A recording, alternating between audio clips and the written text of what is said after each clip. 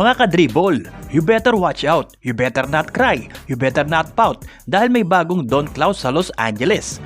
Oo mga ka-dribble, dumating na sa Lakers si Luka Doncic at hindi lang siya nagdala ng laro, nagdala siya ng Paskong Pasko na vibes.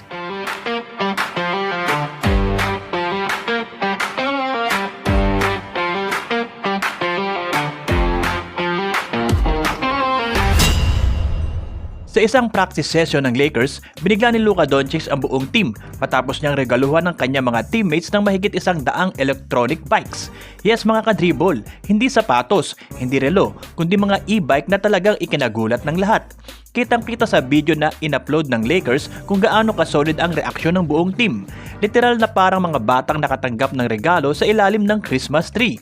Si DeAndre Ayton napawaw pa at sinabing, "This is insane, I'm glad I got this bike." Si Jackson Hayes naman, hindi napigilang mag-shoutout kay Luka, habang si Marcus Smart napakomment pa na kung nakuha raw niya to noong bata siya, siguradong sobrang saya niya.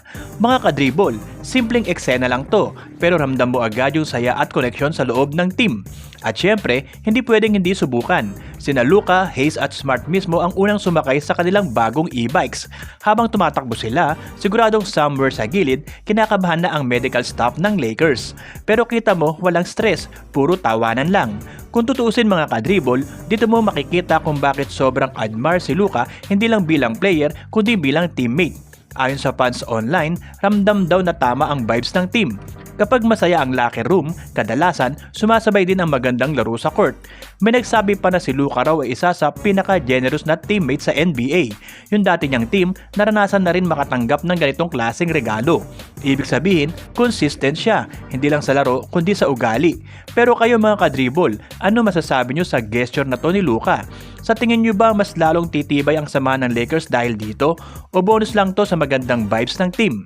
Yun muna mga ka-dribble ang kwento natin ngayon. Kung gusto nyo pa ng ganitong Lakers updates, huwag kalimutang i-like ang video na to at mag-subscribe at maging kabahagi sa pag-abot natin sa 30,000 subscribers bago matapos ang taon.